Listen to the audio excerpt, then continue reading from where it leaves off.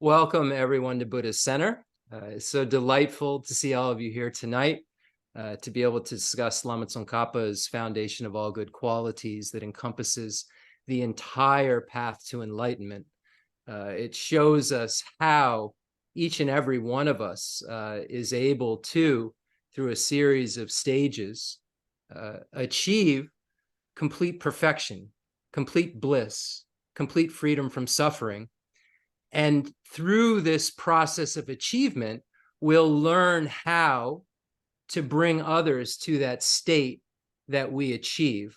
And so therefore, we'll be able to achieve not only our own benefit, but be able to benefit all sentient beings. And this is really an amazing, idea, thinking about my daily life and thinking about the different difficulties that I have to, encounter, and thinking about how there's these varying levels of happiness that I have. And, I always base whether, this form of happiness is as happy as other forms of happiness. If I could somehow stop having to have this dissatisfactory state where I was searching for something happier than happy and searching for a lack of, just a little less suffering, if I can't have the freedom from suffering of altogether, if I could just somehow get rid of that dissatisfaction, how wonderful would that be? And if I could not only be not dissatisfied, but also completely satisfied and satiated in terms of bliss, wow, that would be amazing. And then if everyone else could also have that, wow, that would be amazing. And the incredible part is that we all have this waiting for us. All we have to do is engage in the path that will allow that to come about. We look at our teachers, we look at the Buddhas, we see these excellent qualities that they possess. And these excellent qualities came from practice. They came from relying upon causes that are concordant with the results of those realizations that they have. Those causes are studying, first of all, learning about what it is that could change our minds, and then analyzing what we learn to see that it makes sense and tallies with logical kind of points, and then put that into our lives through meditation. And then if we do that, then we're doing what these holy beings did to get to where they are. And therefore, we'll be able to achieve the same exact realizations, the same exact kind of goals that they've achieved by relying upon precisely the same paths. And the beautiful thing about the teachings of the Lam Rim, and that stem from Atisha's Lamp for the Path to Enlightenment, explaining how to kind of put all of Lord Buddha's teachings into an order of practice for dullards like me, people who couldn't just read Nagarjuna and Asanga and figure out their commentaries on what the Buddha was talking about. Atisha was so kind to be able to write this text to put everything in an order that shows someone like me, where do I begin? Oh, this is where you begin, unless you've somehow, already realized this. And if you've already realized this, then you can move on to the next thing you need to realize. But be honest with yourself. And here's the definition of what you need to realize. And here's all of the way it would work. And this is how your mind would behave if you did. And if your mind does, then you have the foundation for these next kind of practices in a solid way that's kind of going to work. It's not like a buffet style picking what you like. It's a way that's an actual graduated path, stages that lead to very specific results, and that have, relationships with one another in terms of cause and effect or cooperating conditions. And we need all of these ripening paths and liberating paths that are mentioned when we look at the medium scope and the great scope, in order to achieve the complete state of Buddhahood. And this is why we say teaching shared in common with beings of small and medium capacity, and teachings for beings of great capacity. Because these teachings are in common with the beings of great capacity because they're necessary. It's necessary to have a renunciation where you want to day and night get out of cyclic existence, get out of the origin of suffering, get out of the self-grasping ignorance that binds us to cyclic existence. You have to have that in order to turn that mind towards saying, whoa, well, everybody else has this same problem that I love, and that when I start to really do meditation, I find out I should really care for everyone the way that I care for the ones right next to me I say I love, because of the varying relationships we talked about last week. And then you say, oh, based on all of this stuff that I've learned about my situation and how to get out of my situation, I then can, help others, eventually be able to get out of their situation. And then this becomes the key to every happiness that I have, is demolishing that, even the subtle self-cherishing attitude that is still lingering around for beings who are even, here solitary realizer, faux destroyers, because their path to liberation was just a personal,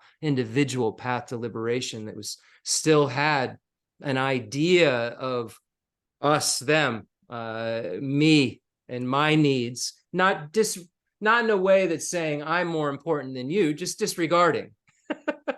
Saying, yes, I want you all to have, everybody should have happiness, of just disregarding the fact that I should really do something about it. It really changes, compassion changes from may sentient beings to have happiness to I'm going to do something about it. When we talk about the great vehicle teachings that extinguish the final kind of imprints that we'll talk about later, that cause us to see things as objectively real, unless we're Aryas in the middle of seeing emptiness, or Buddhas. So this is what we have to undo.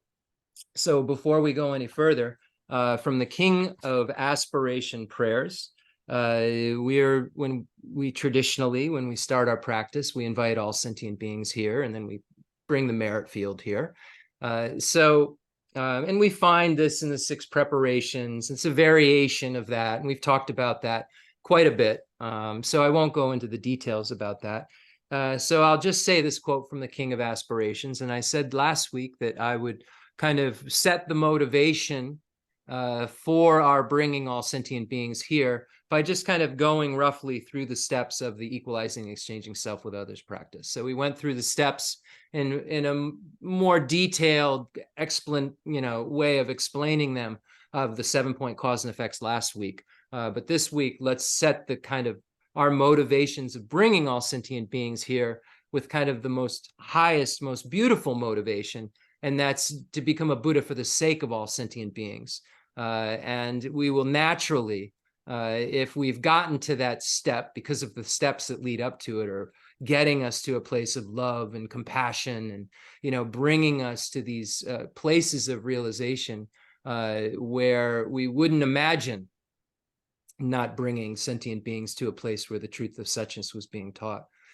So it's important that we kind of build up our motivations through our daily practice, so that when we sit down and when we invite all sentient beings to be our guests, and when we invite sentient beings to do prostrations with us and do the refuge prayer with us and chant the Heart Sutra with us, et cetera, and we imagine that as we're reading, others are reading these texts, because this is everything that we're doing, the more we can connect with all sentient beings, the more we can connect with beings other than ourselves, the more we connect to the Mahayana. It's just obvious we're setting the mental foundation for us to be able to, mental basis for us to be able to generate that beautiful mind that aspires to enlightenment, and eventually have that then become engaged bodhicitta from this aspirational bodhicitta, from taking the bodhisattva vow.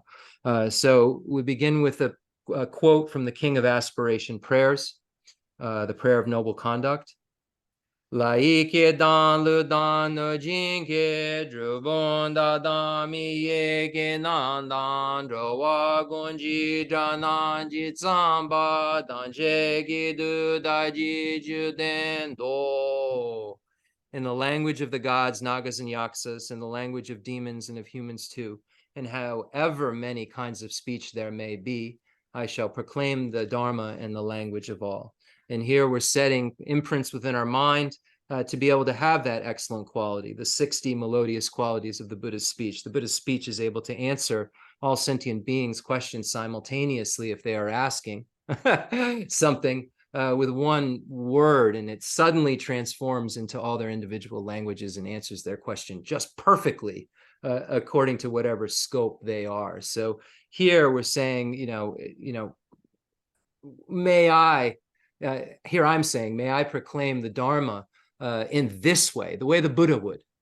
So I'm trying to do this the way the Buddha would, because I'm by, trying to set my mind up to think like a Buddha's, it eventually will. So we see that results are concordant with their causes. We have, so many different kinds of results that occur when we study cause and effect. And then we see that one thing is that you don't get, chocolate milk from milk and milk. You have to have milk. And it says it's chocolate milk. So I'm going to need chocolate too. In order to create the effect, the things we need to put together, of course, we need to milk a cow. We need to get some cocoa. We can keep going back, but in order to arrive at chocolate milk, we need to, set up, the things to make chocolate milk. In order to arrive at a Buddha's mind, we have to start setting up the things in our mind that then convert into the Buddha's mind. And this is the proliferating, Buddha nature, this ability for our minds to go from where we are into a state of perfection, into a state where the afflictive obstructions and the obstructions to omniscience are completely eradicated because we've engaged in a liberating and ripening path which eradicates them, which separates our mental continuum from these things. A cessation is a separation. What is it? What's a separation that's happening? Our mind is being separated from that which is adventitious. The defilements, they aren't part of its nature. There's something that can come out. They can separate because they're adventitious. They're an add-on. They're not something that's got to be there forever, and that is the nature of it. The mind is the nature of clear light and unsullied. The mind isn't in the nature of having to have these stains that keep it from knowing everything and loving everyone. The mind doesn't have to have that. That's really what it means. The mind is empty of inherent existence. If it wasn't, it'd be stuck. It wouldn't be able to be anything but the nature of, yuckiness or whatever. But the fact that it's empty of inherent existence, just like the Buddha's nature body is empty of inherent existence, it doesn't have to be stuck. So whatever I feed it, whatever it sees, whatever it penetrates is what it's going to be its reality. So the Buddhas have just figured out how to only make their reality perfect love, perfect compassion, perfect skillful means, perfect power, perfect wisdom that goes from that to that to that to that. Unfortunately, we have all these varying, contaminated things in our continuum that go from this to that to this to that. The Buddha doesn't have that problem because the Buddha doesn't have causes for the suffering of suffering. The Buddha doesn't have causes for the suffering of change. So the Buddha doesn't have a life where one is attached to things and then invests everything in something, believing in it having permanence or something. And then there's a separation from it, and then this disastrous depression.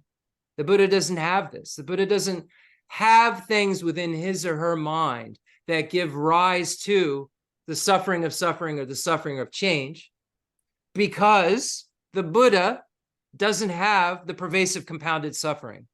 The Buddha isn't forced into a set of aggregates over and over and over again beyond his or her control because of contaminated karmas and afflictions in their seeds. The Buddha doesn't have this. The Buddha doesn't experience things conventionally as having inherent existence when he or she is seeing conventional things. He doesn't see them as having inherent existence because the obstructions to omniscience that cause the appearance, the erroneous, dualistic appearance of inherent existence when things don't inherently exist, isn't there. So the Buddha doesn't get caught up in this stuff. There's nothing, all the Buddha is perceiving is your generic image, your conceptuality is the conventional reality. Because the Buddha's not deceiving, isn't perceiving his deceptive truth. He's perceiving yours, your concealed truth, your conventional truth. And this is something that is up for debate, by the way, but I'm positing this. I'm saying that they're different, scholars have different ideas. I'm not a great scholar, but this is where I've landed at this point in terms of, conceptuality and so forth. So anyway, so let's now think about the motivation for bringing all sentient beings here. So we look at the 2 causes for getting the mind that aspires to enlightenment.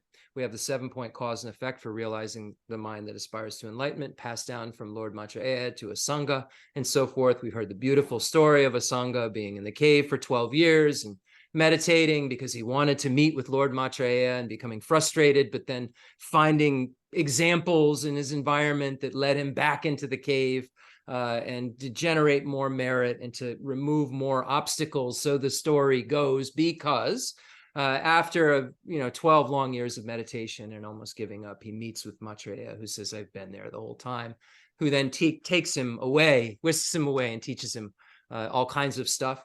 And all the ornament for clear realization, and teaches him amazing things, and within these amazing things that we're taught is the 7-point cause and effect for realizing the mind that aspires to enlightenment, passed down from Buddha Shakyamuni to Maitreya to Asanga. So this is how we say that. Now today, so last week we focused on that, the 7-point cause and effect, with the pre-step of equanimity, where we find equanimity between friends, enemies, and neutrals, find that we've had every relationship with every pinpointable being that is a friend, an enemy, or a neutral, and we get to a place where we're a little more willing to benefit just about anyone, a little more chill around these attachments and angers and so forth, where we see that these are all just kind of like little kid thinking, because it's just, we're only thinking about a very small period of time, and since beginningless time we've had relationships, not since like 5 hours ago or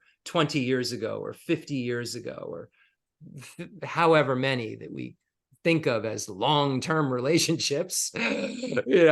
We've had relationships with beings since beginningless time, and we've had lifetimes that were extremely long. We have to think about this as well. The lifespan hasn't always been the same since beginningless time, 100 years. Sometimes it's really short, sometimes it's really long. So we think about, we had such a long time with this person, but we've had longer times with them and every other sentient being. And those people we've had longer times with than them, longer loving times, right now we may see as just such a distasteful enemy because we're so short-sighted, because they've done something so silly within this blip of a radar of a life that we, because we have self-grasping ignorance, and Dharmakirti says that if there's self, there's other, and that in dependence upon this, all this mess is made. We say, there's self and there's other. The self inherently exists, other inherently exists. I'm more important than other. So this is where we're going to kind of start at tonight. So we talked about the 7-point cause and effect, down from Maitreya to Asanga, the pre-step, and then the 6 causes. Pre-step, not included in the 7. And then in the 7, 6 causes, 1 result. Result being bodhicitta. So we talked about that last week, and in terms of setting our motivation. So this week, let's talk about how we would set a motivation. What would we do in our daily practice? What would we think about if we were trying to make a mind more likely to want to bring all sentient beings into everything that we do?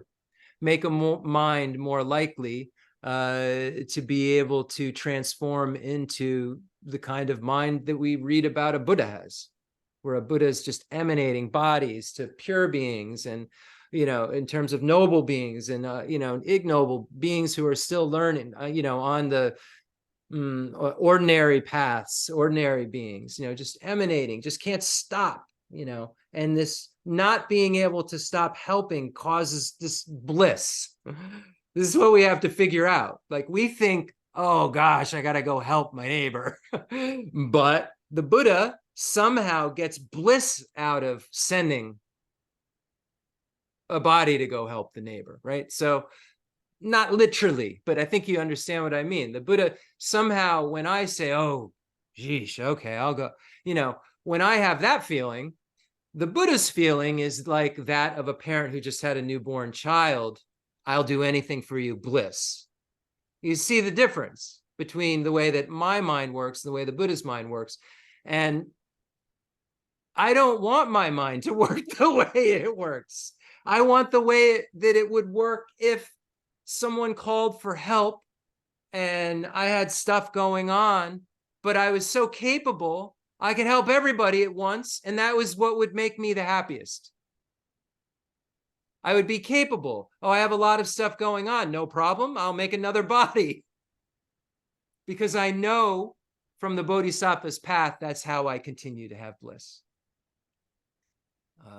And that's a very complicated kind of discussion to get to, how that works and how that sustains, and so forth.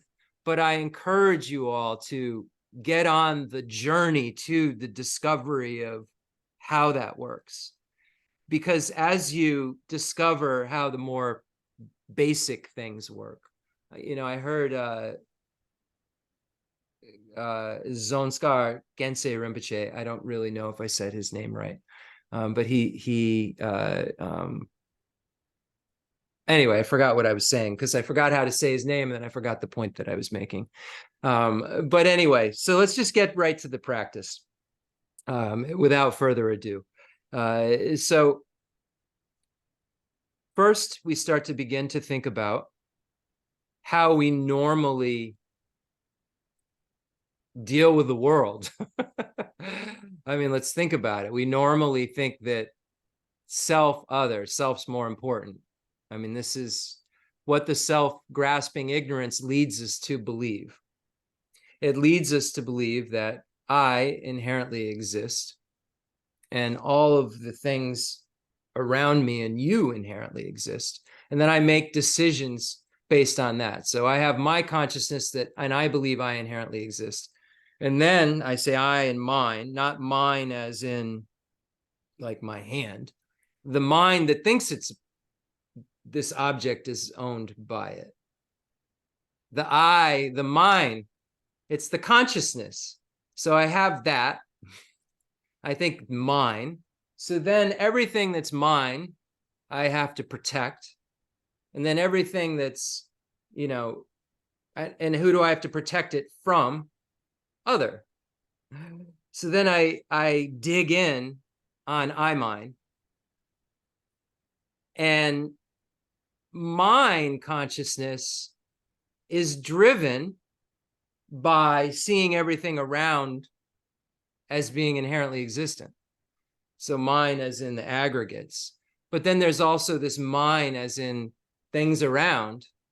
And if they're inherently existent and I find them pleasant and pretty, then I'm going to be attached to them and want them to be mine, an object of mine.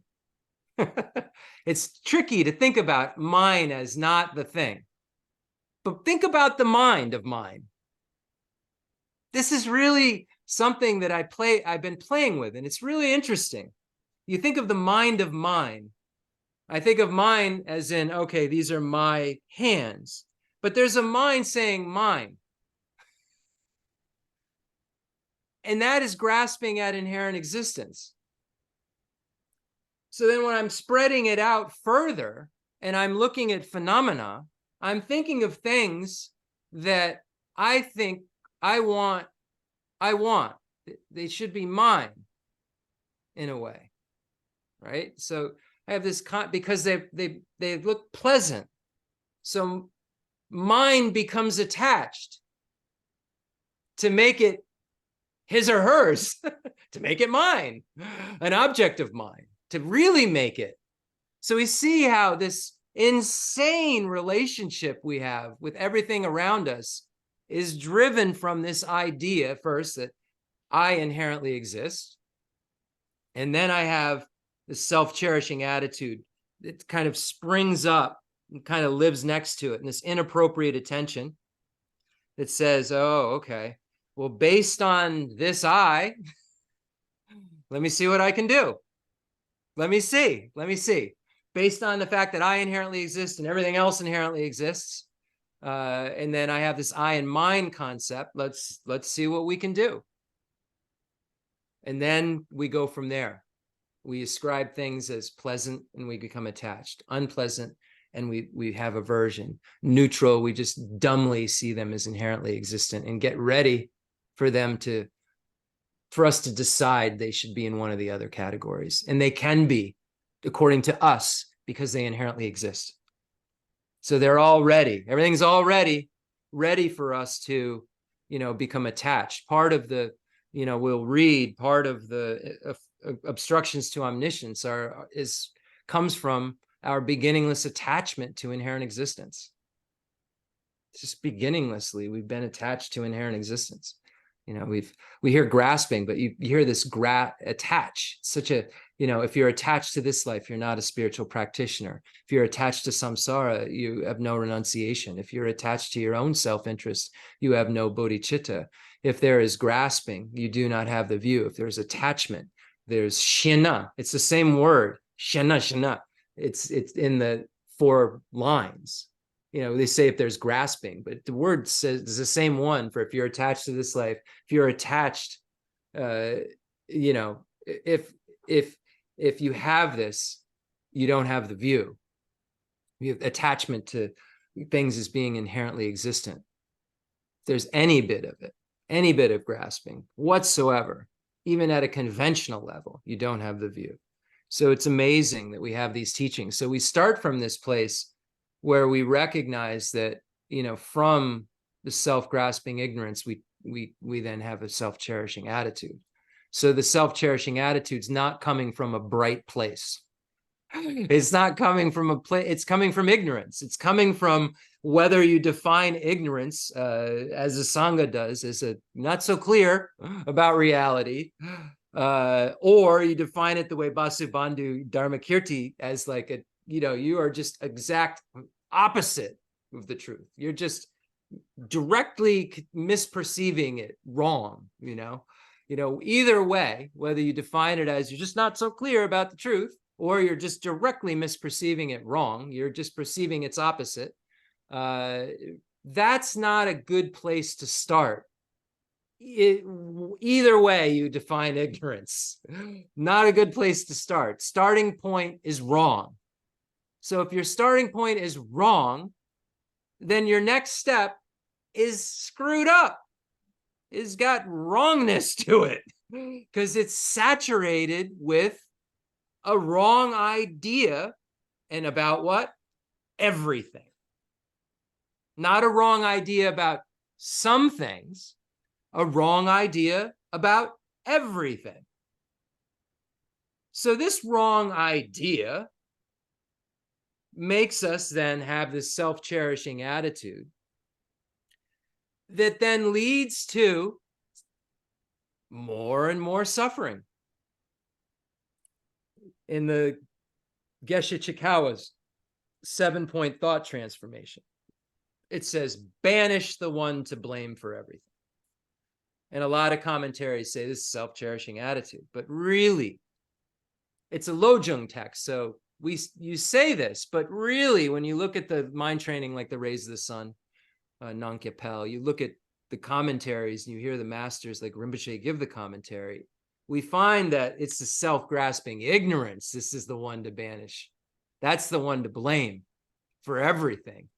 Because the self-cherishing attitude at its subtle level keeps us from Buddhahood, but self-grasping ignorance creates the gross self-cherishing attitude, which leaves the imprints, which are the subtle self-cherishing attitude when they're not, removed. So then we're starting at a point where we normally think we're the most important beings in the universe. We don't have any way to undo this because we just keep coming back to it because we grasp at ourselves as being inherently existent. And this is why when we look at why was it a secret teaching, the equalizing, exchanging self with others practice? Why do they say that was the secret practice and the 7-point cause and effect was the more openly taught teaching? And it's because, there's a lot of views. I'm going to say what I think. It's because emptiness, the Prasangika view, is presented in the first step. The very, very first step, when we recognize, the equalizing self and other. Sure, you can teach it in a more simplistic way and say everybody wants happiness and doesn't want suffering. So true. This is 100% in that first step of equalizing self and other. Everyone's equally important. Everyone equally wants happiness and doesn't want suffering. Just like you, just like I feel pain, you feel pain and it hurts. You don't want that. We equally don't want pain. We equally feel good when we're happy. We equally feel this way. And how could I come up with the idea that my happiness and my removal from suffering is more important than yours? And you can give ideas without the emptiness, but they don't seem as strong. You can say, well, if a Martian came, and looked at 1 million people and you had on a hat, or something, somehow that, would a Martian, you don't even need the hat on. Would a Martian saw 1 million people and you were in that crowd say, he or she's the one that's the most important? I mean, maybe if we're like really narcissist and egomaniacs, like God complex, you might think an alien would look at 1 million people and say, he or she's the most important one. But it's really not logical when we take, it's only from our perspective, really, that this emphasis is on our importance. Where is that coming from? Inappropriate attention. Where is that coming from? Self-grasping ignorance. We're not paying attention to the right thing. We're paying attention to we're the most important, and really we're all equally important. We're paying attention to the wrong thing. And then more reasons. Why are we all equally important? We all have Buddha nature. We all have a mind that will eventually become enlightened. Eventually, we'll have perfect love, compassion, wisdom, skillful means, power. We'll have that kind of mind because the Buddhas are working day and night to sneak us the truth of suchness and sneak us this idea that cherishing ourselves more than others sucks. They're sneaking it to us, but we're just not, we're kind of paying attention. And then sometimes it's really, really loud. But, the Buddhas are working to get us to come around. They're emanating as all different religious traditions. I mean, come on. To get us to come around to this idea that things don't inherently exist and that I should love you and have compassion for you. Love your neighbor. The compassion is the root of all the religions we find. Really. Some nihilistic traditions, no. Sure, we debate. My imbatal, it's fine. But really, His Holiness the Dalai Lama says that really compassion is the root of all religions. And when we see Chandrakirti bow down at the beginning of the Madhyamaka Avatar, he bows down to compassion. Really, we have to be able to look at all these things and integrate them into our lives and see how they become effective. So now we're on this first step still. Okay. All right. Everyone has this Buddha nature. Everybody can evolve. Now, everyone doesn't evolve at the same rate.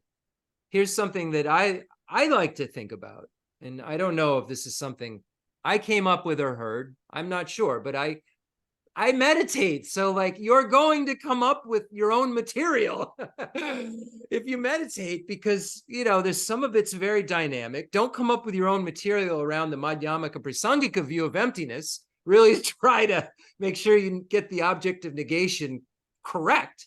But this other stuff, the ripening paths, bodhicitta and renunciation, we have to kind of think about it and think about, okay, I'm not the smartest person I know. I know I'm not. And I'm not the most realized person I know. So, and I don't know that many people. So there's got to be a whole bunch of more people that fill into that category. And if they become Buddhas before me, because everyone has Buddha nature and can, it's just merely they just to go do the path. Just have to go do it. They're going to be the being who will take care of my most deep vulnerability. And that's my problem with seeing things as inherently existent. So everyone on this screen has the potential to, before I become a Buddha and be able to help me with my most deepest vulnerability. And we've already learned that my deepest vulnerability is that I see things as objectively real, myself and everything else. That's my deepest vulnerability. And that's why the Buddhists teach the truth of suchness. Because that's your deepest vulnerability, is that you grasp at things as being inherently existent, which then makes everything go haywire from there. And we can do it in the right, it goes haywire how?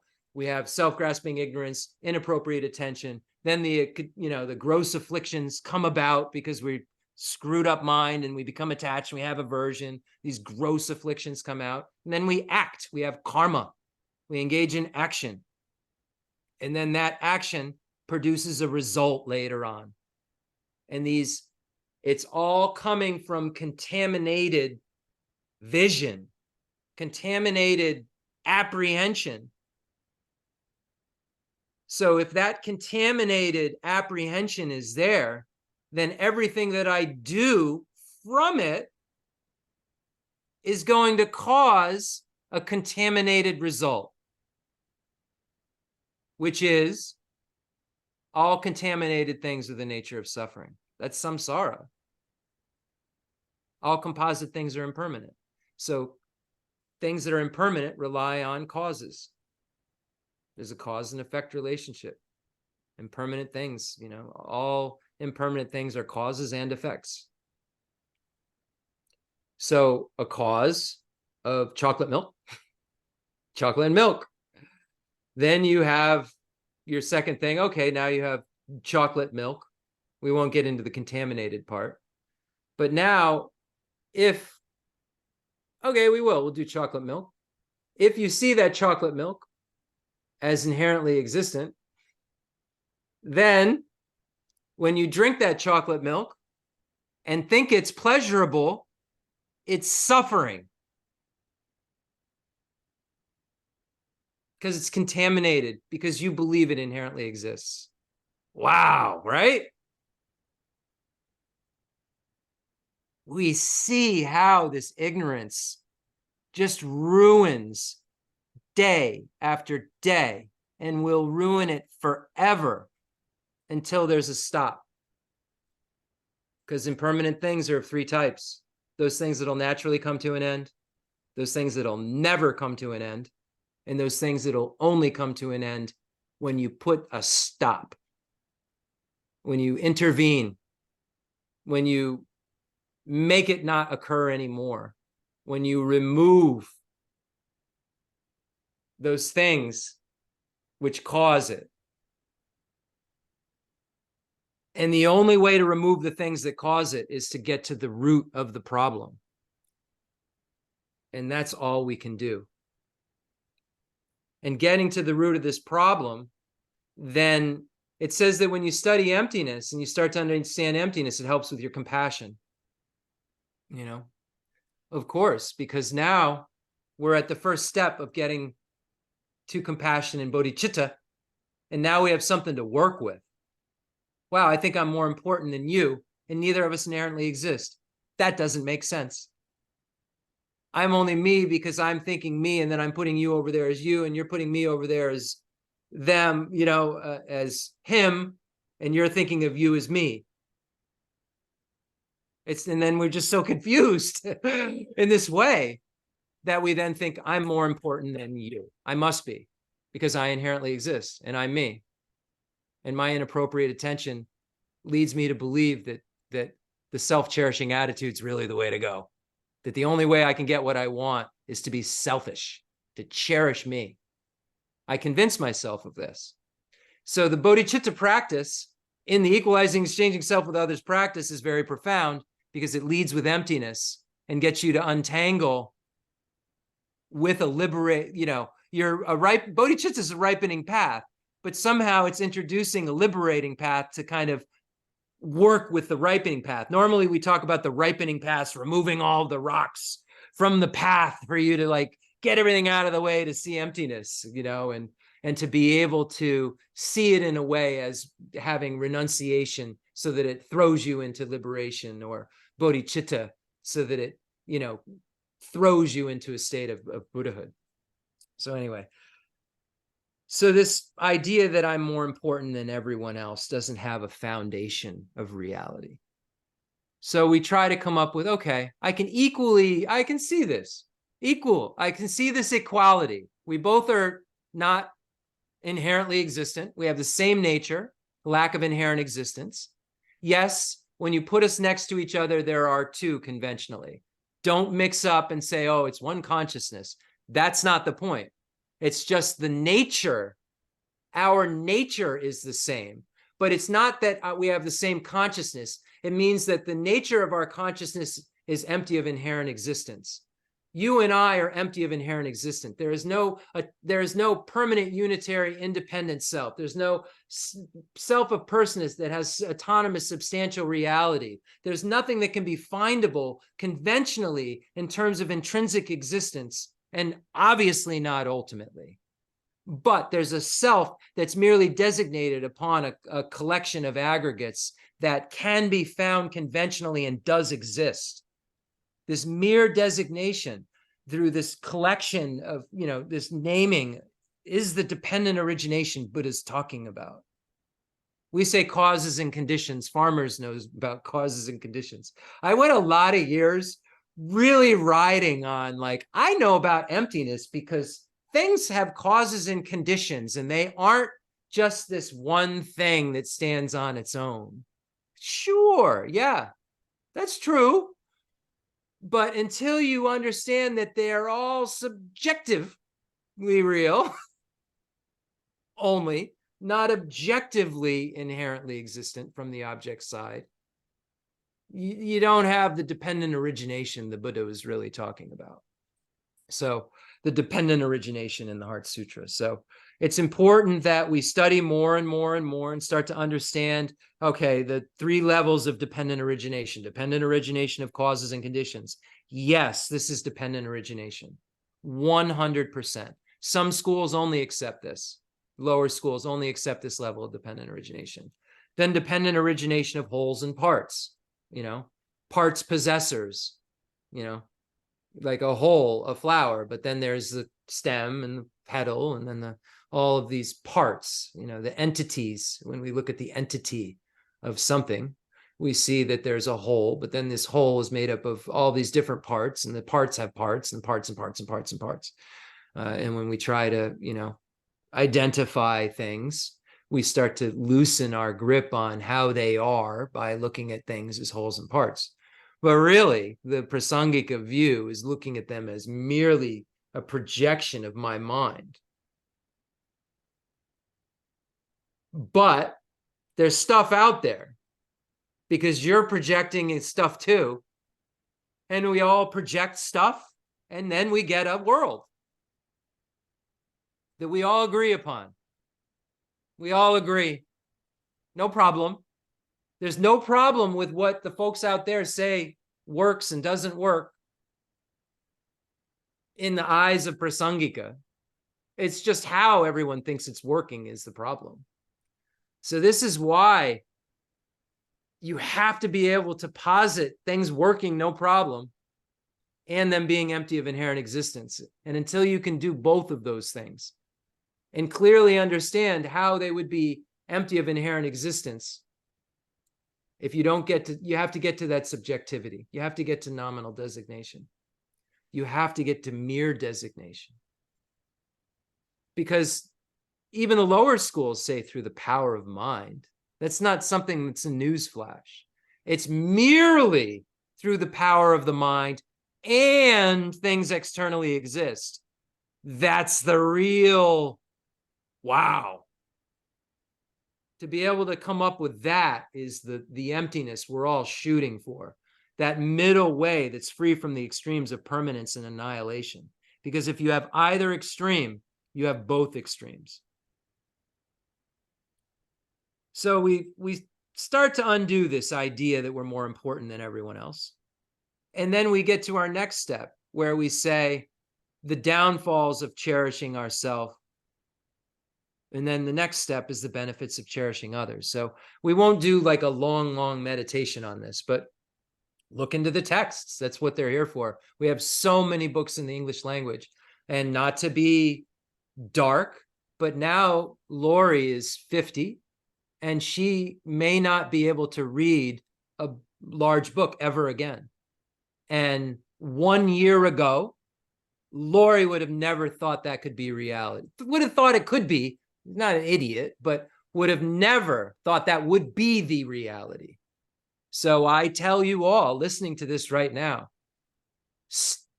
study these texts and study your world. See how things change. When Arya Deva's 400 verses in those first 4 chapters where he says, you think everything's permanent, that's impermanent. And you think that everything that is suffering is happiness. Second chapter. In the 3rd chapter, he says, you think everything that's dirty is clean. In the 3rd chapter. In the 4th chapter, he talks about selflessness, but he talks about really pride. You're so prideful. What do you have to be so prideful about, O king? You're just a servant of the people. You're a slave. He talks to kings. What do you have to be so prideful about? He puts this relativity in place. But of course, where does pride come from? The view of the perishing aggregates, I and mine. I and mine is me. I and mine is me. Those objects are I own. Because my says so. Mine says so. Really wild what we do. And in Arya Deva's 400 verses, it says that when we encounter suffering in our life, of course, it's an opportunity to generate compassion in the Mahayana. Of course, we generate compassion. We want beings to be free from suffering, the causes of suffering. We want them to have happiness, the causes of happiness. But it's also a sign for us. It's showing us a sign of something that we could pay attention to.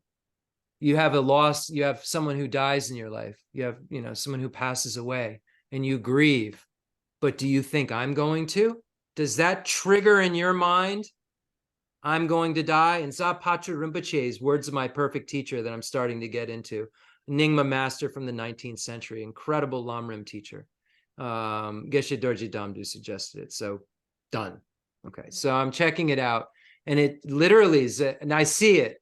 I mean, he may be louder than Pabunka Rinpoche in some of this death and impermanence stuff. He's like very similar. They may have been brothers. I'd have to check their family blood, but I love this text. And he talks about when you're getting up and going somewhere, think, well, when am I going to die on my way? And when you get there, say, is this the place where I'll die today? And when you go to bed, say, will I wake up today? Am I going to wake up in the morning? And when you wake up, you say, is this the day I'm going to die?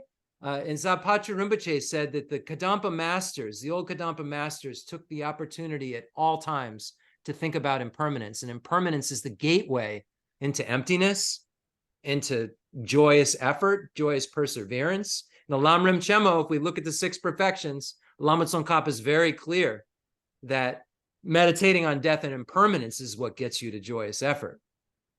Really, first, you're like, I got to get out of this. Oh, I want to work towards everybody getting out. That's, the joy, finding joy in doing virtuous things. Arya Davis says, everything that happens in our life, turn it back on yourself. Sure, have compassion and love. Turn it right at yourself. Turn it at your own impermanence. Turn it at, will I read tomorrow? Turn it at what will happen to me in the next few hours that I've seen happen all over the news, all over the roads. I see these animals killed on the road and I say, oh my gosh, why don't I think of the fact that, wow, the only thing separating me from that kind of life is that I haven't died yet. How do I know at the time of death that craving and attachment doesn't just create some sort of potential existence right into the animal realm? I'm born and in 6 months, I'm just on the side of the road, a dead squirrel, a dead raccoon. I should see that raccoon and see my own impermanence, see my own potential future rebirth, and then be motivated to do something about it. And the only thing that can be done about it, Shantideva, seeing emptiness is the only liberating path. What else do you have to do? What else do you have to do that's so important? You generate this fear and faith, as I hear Lorinda in the other room saying, and this solid refuge. But the faith isn't because, oh, it's blind faith. It's faith that, oh my, the Buddha taught the truth of suchness. This being makes sense and is a worthy being to go for refuge to. So use your lives. The Kadampa masters, Atisha, that's what they've been trying to tell us, and Rinpoche trying to tell us that everything that goes on is the opportunity to practice, is the sign for the practice, is the practice, is the small scope, is the great scope. You're able to see the small, if you can see an animal dead on the side of the road and relate it back to, I don't want to be born into the lower realms in the small scope. And wow, it'd be terrible to have to be born into this perpetual cycle where I don't have control at all, and think about the medium scope, and then think about that suffering being who's been your mother, and think about the great scope. You are practicing the Dharma. If you're able to look at the squirrel on the side of the road, at the old Kadampa masters, it said, could get on a horse. And by the time they put their leg over the, whatever it's called, you know what I mean? You got to get on the horse. I think I've done it once. You got to get on the horse. The stirrup, put your foot in the stirrup and kick your leg over and put it in the other stirrup. They said that great masters could meditate on the whole path by the time they did that. And then what would that do? That would mean that each of those moments were so powerful. And what do powerful moments do? Produce powerful results. What do a ton of powerful moments produce? A really powerful result. And that's Buddhahood. But we've got to start with step by step by step by step by step. This is all I care about in this life, conveying for Rinpoche. This is all I care about. Understand there are persons of 3 capacities, small, medium, and great. I shall write clearly to identify their characteristics. If you know that outline, and you get deeper and deeper into it, you won't be able to see a thing around you that's not the Lamrim teaching. You won't. And then when you start to get into something that's distracty, it's kind of I don't know. It's just kind of like a little too not real. And it starts to loosen things up. It's really, and the Geshe Dorje Damdu says, this is how you know that this Buddha nature is real. I know what my mind was like about 25, 30 years ago. I know what it was like 10 years ago. Whoa.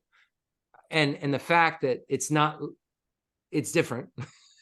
It's not Buddha, it's not bodhicitta, it's not renunciation, but it's very, very different. Means that this kind of proliferating, maturing can take place. And I'm finding that it's not only oh yeah, well, my days are easier. I'm finding my whole experience of my reality to be totally different. Not, again, I don't have shamatha, I don't have renunciation, I don't have bodhicitta, but the way that I experience the world is much more like these texts than it was.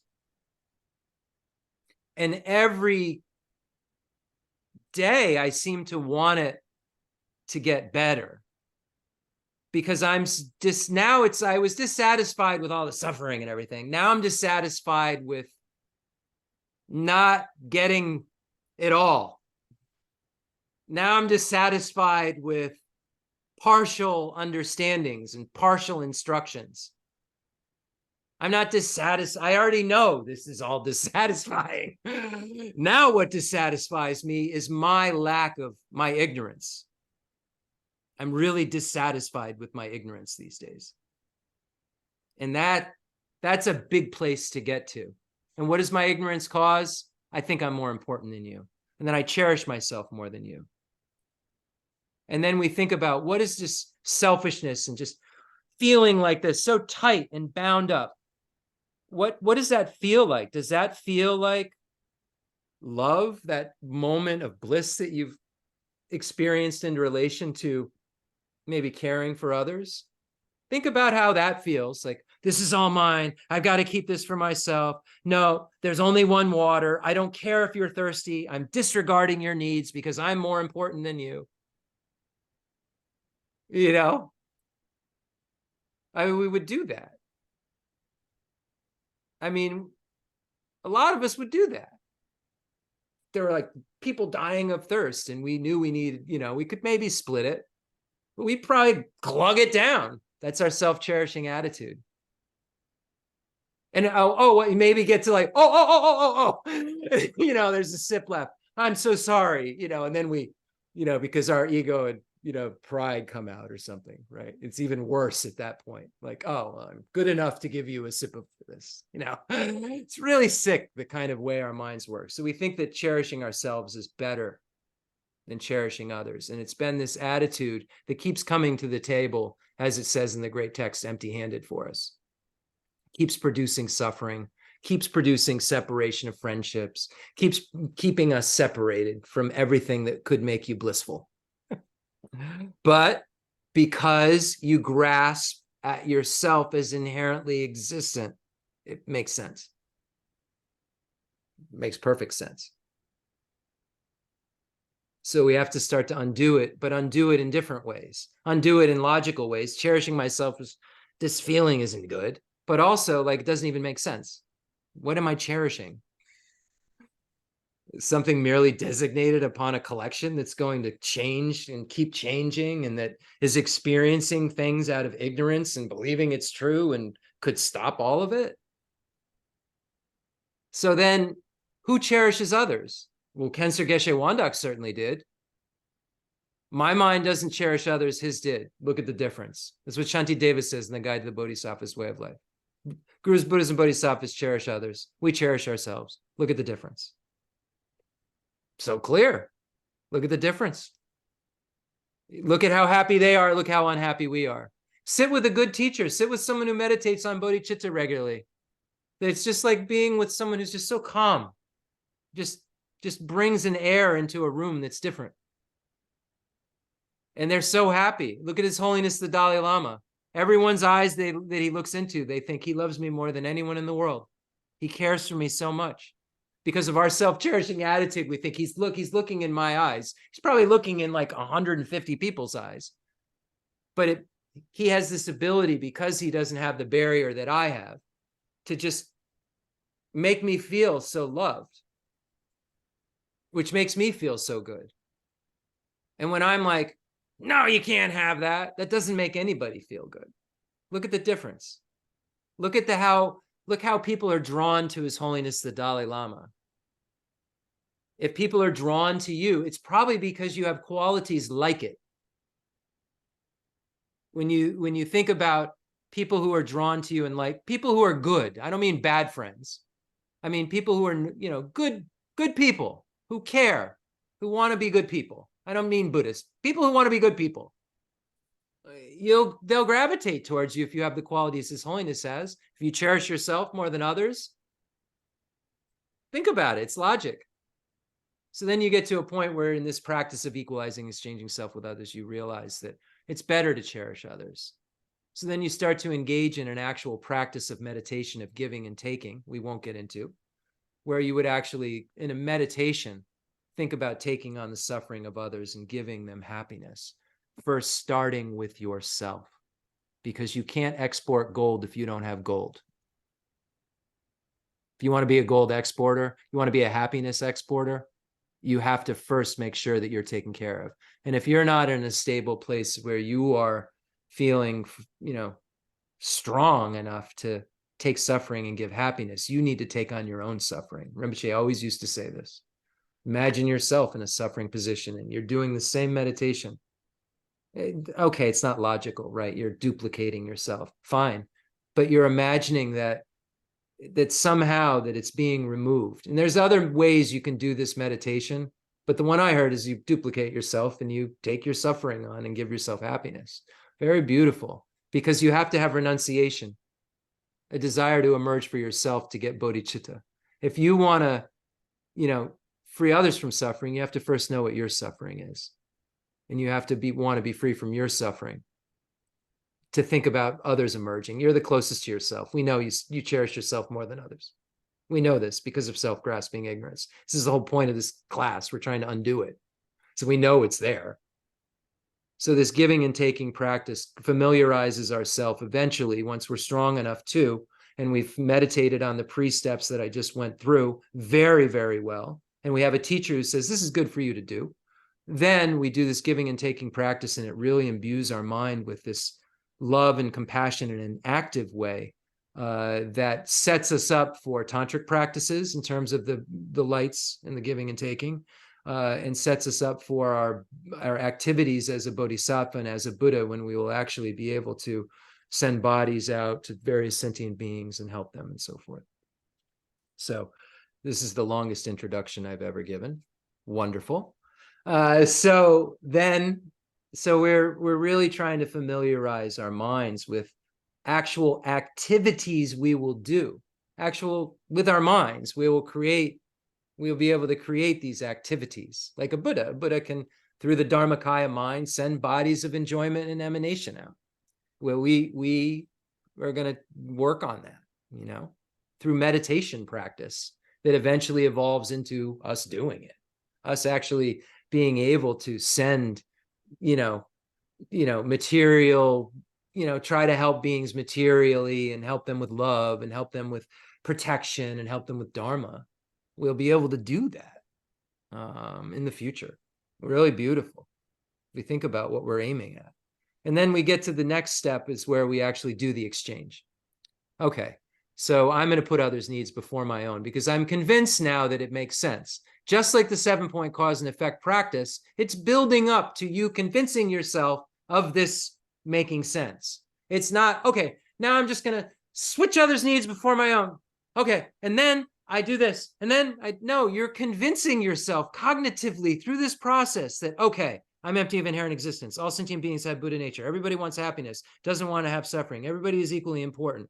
I'm going through this process to understand this. Should I cherish myself? Should I cherish others? I'm taking on suffering. Should beings have happiness and the causes of happiness? May they be free from suffering and the causes of suffering. This is the only way to my eventual Buddhahood and bliss. It only feels good when I'm putting others' needs before my own in the most pure sense. Oh, I must put others' needs before my own. So it leads you to that conclusion that this makes sense. And then if that's not enough, the next step says, and just think about all the ways sentient beings are kind. Sure, you thought about remembering their kindness and they were your mothers before. Let's make it remember like a kindness in huge amounts of ways. The kindness of, the people who are around you is like, okay, helping you and doing things for you. What about the kindness of all the sentient beings that are working and getting up in the morning to produce the things that we have? When we start to think about how many sentient beings are involved in getting us this microphone and getting us this computer and getting us this seat, we come up with innumerable numbers of beings that are so kind to be able to provide us with these things. If we're able to think about the greater kindness of beings in terms of a broader sense than just, oh, they've all been my mother and they wiped my butt and they took care of me and when I was a baby and they fed me, and if I hadn't been fed in my first several months, I, like a bug, would be dead. We start thinking in a bigger sense, like, okay, if my mother wanted to go into the environment, to get the petrol necessary to make the rubber, to make a tree, make a pen. She wouldn't be able to make me a pen. No chance. And I need to use pens all the time, or fill in the blank, or to try to put an iPhone together. What are all the environmental ingredients and then the technologies? My mother's super kind. My wife is super kind, but she couldn't make me an iPhone. She couldn't make me a pen. She couldn't even make me a pen. She couldn't even make me a piece of paper. Cut the tree down and process it. This person that I feel I should protect more than anyone in the whole world can't even make me a piece of paper. So we see another level of benefit in this practice that's pretty wild when you think about it. Couldn't even give me the corner of this piece of paper. Couldn't come up with it. I said, okay, produce it now. And I gave the whole life. Wouldn't have the money, first of all, to make the processing plant. And I mean, that's a non-starter. But even then, learning the skill, like, I don't know, Lori's 50. I don't know if she has time to learn how to make paper. So I don't think that she could, even if I asked her right now, produce a corner of this piece of paper for me. Yet a stranger does. So we see how strangers have this incredible benefit. Not only these people we love ones who are attached to, but strangers we disregard and say we don't really care about are the ones who are providing things for us that our loved ones in our proximity can't. So we need to open our view up more. And then we get to the one that's the real practice of equalizing, exchanging self with others, and that's our enemies, people we find difficult. Who else on this planet can point out to us we don't have other cherishing attitude? There's no other mirror out there that can get us to understand our minds, to practice patience, and to be able to understand how karma ripens better than someone like this. There's no other being that when I develop compassion for, it affects my mind in the same way. Sure, oh yeah, they made me my pens. Oh, may they be free from suffering and the causes of suffering. But when I take the dynamite of this practice and put it towards someone I find difficult, that shakes my mind. And as I said before, suddenly the difficult person isn't so difficult, even in real life, not just on the cushion. Something goes on cosmically to some degree, or they're not around as much, or suddenly you're busy with other stuff and you're like, oh, I haven't even had to think about them for a couple of days. The Buddhas and Bodhisattvas maybe gave you busy work, because you created this virtue that's so powerful, is what I'm saying. So then you say, oh my gosh, you've, downfalls of cherishing attitude, and you've done this love and compassion practice, and you've recognized that you should switch this attitude and that everyone's so kind. And you say, I must take on myself this, I'm going to do it. I'm going to take this job on. I'm going to bring everybody to happiness. I'm going to bring everybody to a state that's free from suffering. I'm just going to do it. I'm not just going to meditate on it. I'm going to do this. This is the altruism. I'm going to do this for sure. And then you hit the realization, because of your studies, that you have afflictive obstructions and obstructions to omniscience, and you're not omniscience. You don't have perfect wisdom, perfect love, perfect power, perfect skillful means. You don't have, love and compassion. You don't even have concentration skills. I'm going to free everybody from suffering and bring them to happiness, but I can't leave my mind on an object for more than 3 seconds. Like I said last week, we're laying on the ground, with all of our body broken, saying, next to another person laying on the ground with every bone in their body broken, saying, okay, I got you. I'm going to lift you up. Ready? 1, 2, 3. No, that's not going to happen. So we have to recognize that we're in the same state. We're in this state of inability to lift someone up. A very good friend of ours from TikTok, I don't know if you're, TikTok's off, just was hit with a bus. He's okay, but broke almost every bone in his body. So he could relate to this very well. He's just, after a couple months, been able to stand up with a walker. Young, under 30, don't know how old. Someone I've sent books to was hit by a city bus.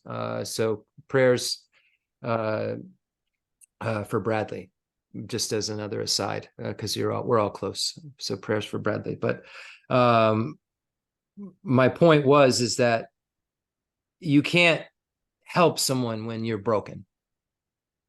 You can't lift someone out of a pit if you're in a pit. These are all the examples given. You're in samsara. You have self-grasping ignorance. You see everything as objectively real. And you're trying to help others who are in the same boat, seeing everything as objectively real. So this is a problem, seeing everything as existing right in the object, fill in the blank. I, right in me, there's me, right here, inherently. All the stuff around me, it's over there, inherently existent. And mind consciousness believes it's an object of its. It's weird.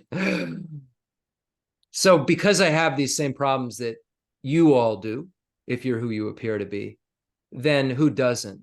And then we look at Dignaga's incredible quote from the Pramana Samuccaya, who says the one who transformed into the reliable guide, motivated by altruism to benefit sentient beings, the teacher, Sugata, and protector, to you I make prostrations.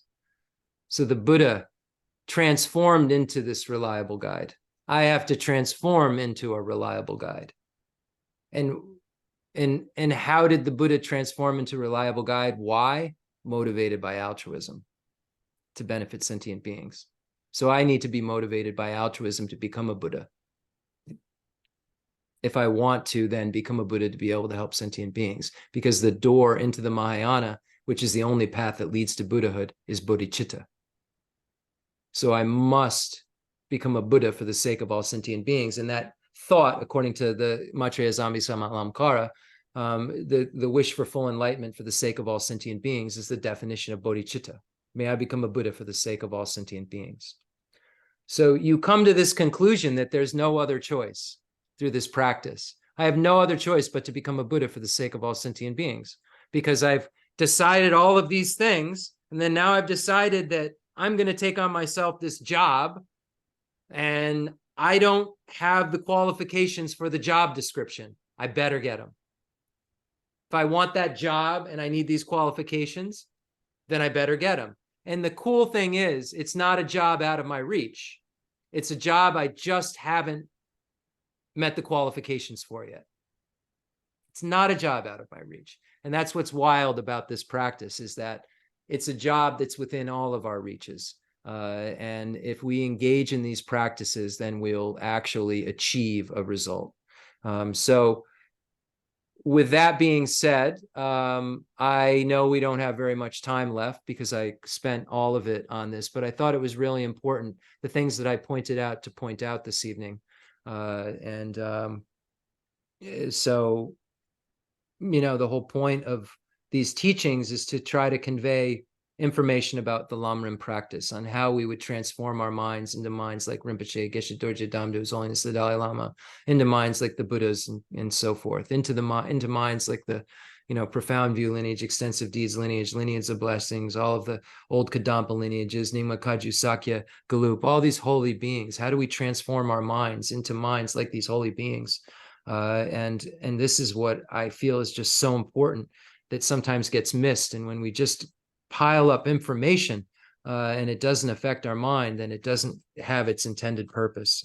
So I have some readings for next week that are going to be great, that we'll be able to do next time. And we're going to define the afflictive obstructions, the obstructions to omniscience, and we're going to look at how Tsongkhapa pays reverence to the Heart Sutra in the great treatise on the stage of the path to enlightenment. Out of nowhere, he just pays homage to the Heart Sutra. And actually, I'm going to read that. I'm going to leave you with that because I think it's cool. We've been talking about emptiness, and I'm not going to read the obstructions and I'll do the dedication too. So, here it is. This is great. So in this section, it says, and I'll just read this and then we'll do the prayer for the spread and flourishing of Tsongkhapa's teachings, and then dedication, and then I will bid you adieu. But I thought this was really wonderful. It's in the section of the third volume under objects lack intrinsic nature. I've been spending a lot of time in this section and just trying to get to the object of negation and making sure that I'm not missing. I don't want to have any grasping. So I'm really looking for what is emptiness these days. What isn't emptiness? What is emptiness? How do you see emptiness? What happens when you see emptiness? The noble Nagarjuna and his successors taught that Hinayana and Mahayana are alike in their views of definitive meaning. Hearers, solitary realizers, Hinayanists, Mahayanists, everyone has to realize emptiness of inherent existence. There isn't like a lesser just selflessness of person that you can realize in the other vehicles. Everyone has to realize the same thing.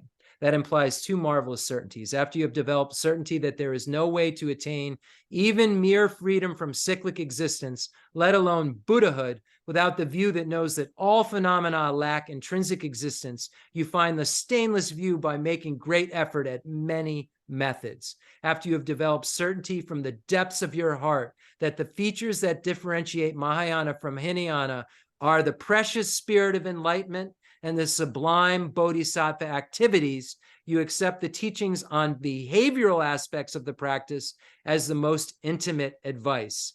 After you have taken the vows of a conqueror's child, bodhisattva, you train in those activities. Here I say, Tsongkhapa. Going to that most beautiful mountain, that lord of mountains called Vulture Peak, shaking the universe in 6 directions and magically filling 100 pure lands with light, the sage gave forth from his magnificent throat the great mother from whom all noble children are born, the incomparably eloquent perfection of wisdom, the heart of both sutra and mantra paths. Nagarjuna, the hero who had been prophesied, gave a precise commentary on it, and in the best of all treatises, that incomparable explanation, as famous as the sun, known as the magnificent fundamental treatise, the Mulya Madhyamika Karika. The treatise by the conqueror's child, Buddhapalita, explains it well, and what he explained well was well understood by Chandrakirti, whose fine treatise comments on it extensively, clarifying its words and its meaning. Using words that are easy to understand, I have explained their stainless system, how it is that dependently arisen objects and agents of cyclic existence and nirvana are possible.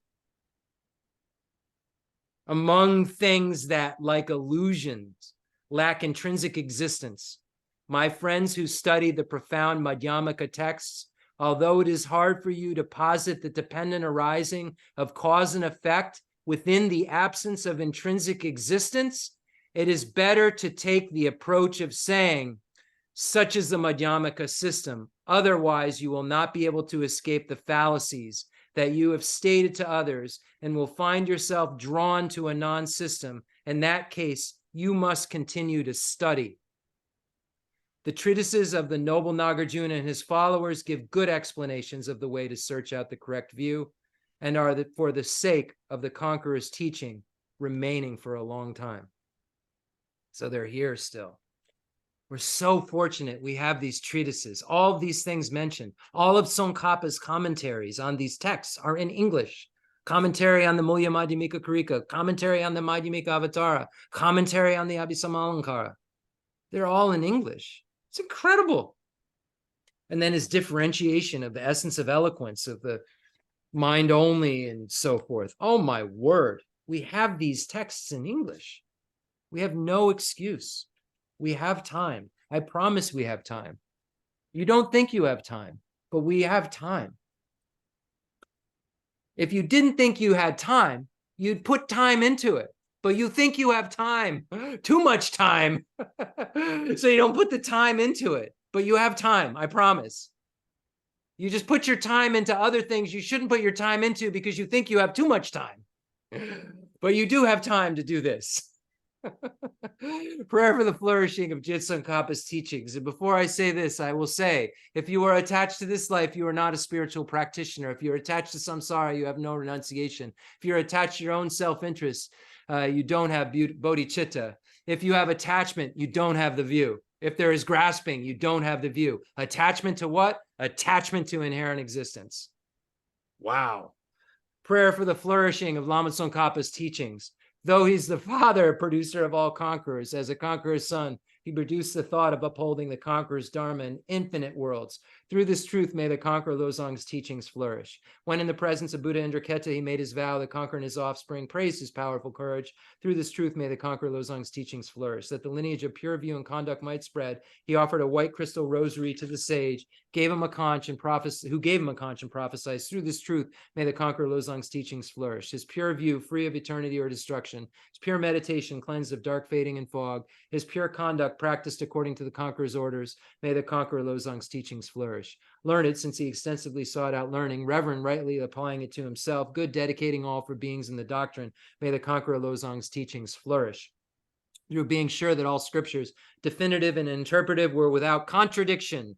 Advice for one person's practice, he stopped all misconduct. May the conqueror Losong's teachings flourish. Listening to the explanations of the three Pitakas, realized teachings, practice of the three highest higher trainings, his skilled and accomplished life story is amazing. May the conqueror Losong's teachings flourish. Outwardly calmed and subdued by the hearer's conduct, inwardly trusting in the two stages practice, he allied without clash the two paths of Sutra and Tantra. May the conqueror Losong's teachings flourish, combining voidness explained as the causal vehicle with great bliss achieved by method, the effect vehicle, hard essence of 80,000 Dharma bundles. May the conqueror Losong's teachings flourish. By the power of the ocean of oath-bound doctrine protectors, like the main guardians of the three beings past, the quick acting Lord, Vaishravarna, Karmayama, may the conqueror Losong's teachings flourish. In short, by the lasting of glorious gurus' lives, by the earth being full of good, learned, reverend holders of the teaching, and by the increase of power of its patrons, may the conqueror Losong's teachings flourish. Concluding mandala offering and dedication prayer.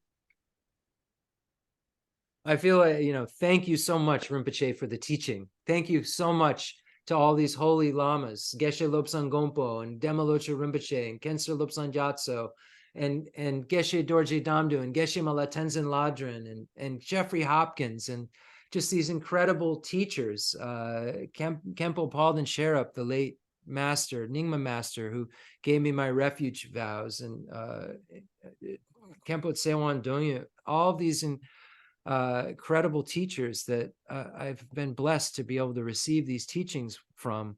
And I just feel so fortunate that they're in our world. Lobsang Samten, and Geshe Michael Roach, all of these beings, no matter what, were able to teach me. And if I need to be able to understand that the foundation of all good qualities are the teacher, and be able to see that, everything good that I have is because of my teacher's kindness, and everything that I know how to explain is because of my teacher's kindness. And I just want to make that mention. Concluding mandala offering and dedication prayer. The fundamental ground is scented with incense and strewn with flowers, adorned with Mount Meru, the four continents, the sun, and the moon. I imagine this is a Buddha land and offer it. May all sentient beings enjoy this pure realm. I dedicate whatever virtues I've collected for the benefit of the teachings of all sentient beings, in particular for the essential teachings of Venerable Losang Drapa to shine forever. I send forth this jeweled mandala to you, precious Guru.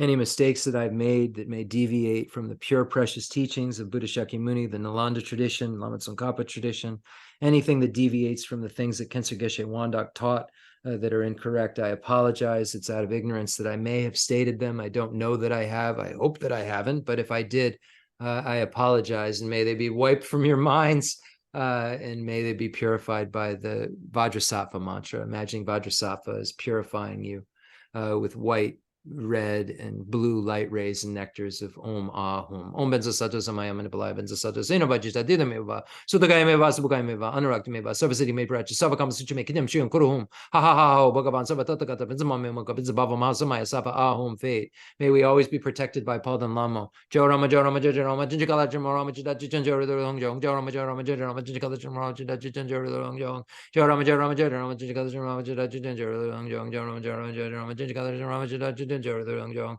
Jorama, Jorama, Jorama, Jinjikala, Jorama, Chidachijanjor, the Longjong, Jorama, Jorama, Jorama, Jinjikala, Jorama, Chidachijanjor, the Longjong, Jorama, Jorama, Jorama, Jinjikala, Jorama, Chidachijanjor, the Longjong.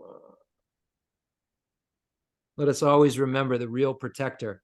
The real protection of our mind is the wisdom realizing emptiness and bodhicitta.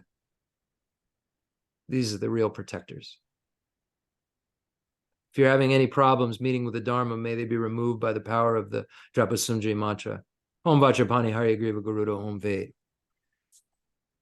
I dedicate all this virtue to emulate the knowledge of the hero Manjushri and likewise Samanta Bhadra as well. With whatever dedication is praised as supreme by all the conquerors who traverse the 3 times, I also dedicate all my roots of virtue for the sake of auspicious deeds. Prayer of long life for His Holiness the Dalai Lama, the wish-fulfilling jewel, Lord Chen Rezig in person in our world right now. In that pure land surrounded by snowy mountains, you are the source of all benefit and happiness. All-powerful Avalokiteshvara, Tenzin Gyatso, please remain until samsara's end.